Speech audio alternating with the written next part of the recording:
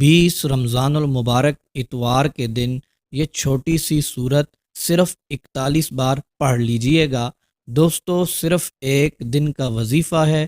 غیب سے وہ خزانے ملیں گے جو آج سے پہلے کبھی نہیں ملے ہوں گے۔ کروڑوں کا سوچیں گے، انشاءاللہ عز و جل آپ کی جولی میں ڈال دیے جائیں گے۔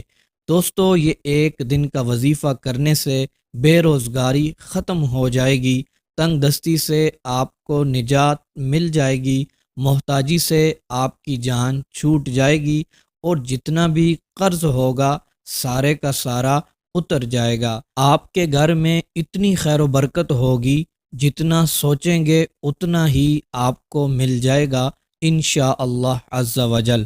پیارے دوستو، آج جو عمل میں آپ کو بتانے جا رہا ہوں وہ ایک چھوٹی سی سورت کا عمل ہے جس کو سورہ کوثر کہا جاتا ہے۔ یہ سورت بچہ بچہ پڑھ لیتا ہے، ہر شخص کو یہ سورت یاد ہوتی ہے۔ اس سورت کے پڑھنے سے وہ رزق ملتا ہے جو نسلوں تک جاتا ہے، اور اللہ عز و جل کی طرف سے رزق کی برسات ہوتی ہے۔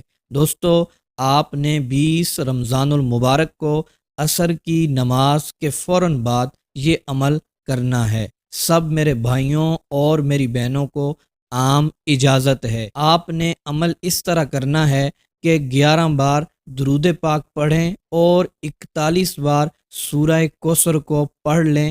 ایک بار میرے ساتھ مل کر بھی پڑھ لیں برکت کے لیے۔ بسم اللہ الرحمن الرحیم، انا اعطیناک الکوثر فصل لربک وانحر ان شانئک هو الابتر۔